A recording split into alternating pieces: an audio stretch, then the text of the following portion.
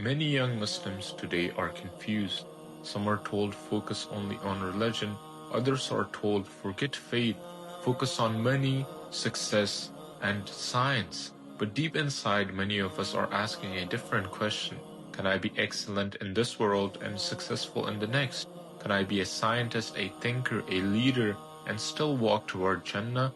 Muslims all around the world who don't want to choose between faith and intelligence, between dunya and akhirah. From the very beginning, Islam did not begin with power, will, or rules.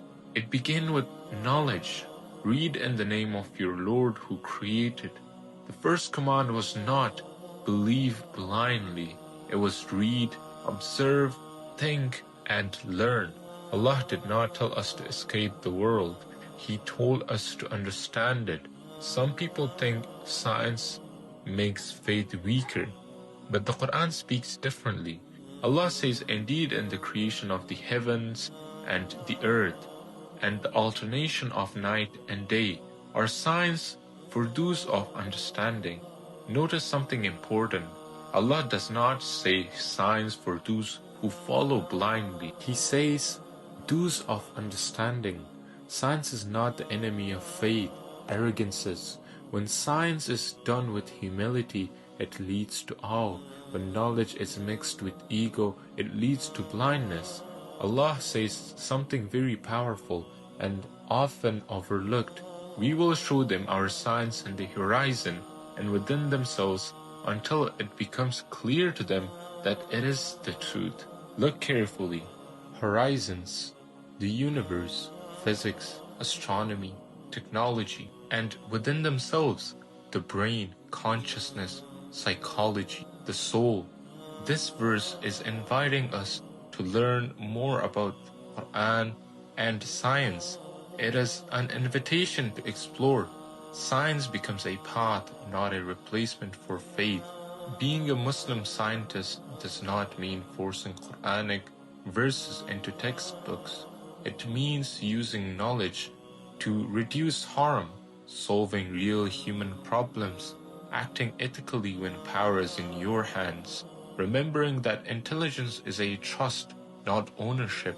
Allah says, and do not pursue that of which you have no knowledge. Indeed, the hearing, the sight, and the heart, about all of those you will be questioned. This verse teaches intellectual responsibility. Not everything we can do should be done. This is where faith guides science. Two people can study the same subject. One studies for ego, one studies to serve. Outwardly, they look the same, but inwardly they are worlds apart.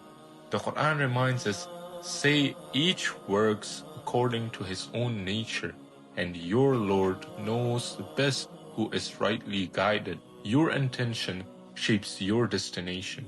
When your goal is to benefit humanity, your work becomes worship. The world teaches us fame equals to success and recognition equals to value. But Allah teaches something deeper. As for what benefits people, it remains on the earth. Trends disappear, noise fades, but benefit remains. A cure, a solution, a student you helped, a mind you inspired. These things outlive fame. Ambition without humility is dangerous. Allah warns that home of the hereafter we assign to those who do not desire arrogance upon the earth nor corruption. Wanting excellence is good. Wanting superiority over others is not. The goal is not to feel greater. The goal is to become useful. If you are young and ambitious, remember this balance. Work hard but don't forget prayer. Think deeply but stay humble. Aim high but serve quietly. Learn science but protect your heart. Allah says, and whoever puts their trust in Allah, He is sufficient for them. Do your part, leave the outcomes to Allah. You don't need to choose between being intelligent or being faithful, being modern or being Muslim. You were created to be balanced. Your mind is a gift. Your faith is a compass. Your character is your legacy.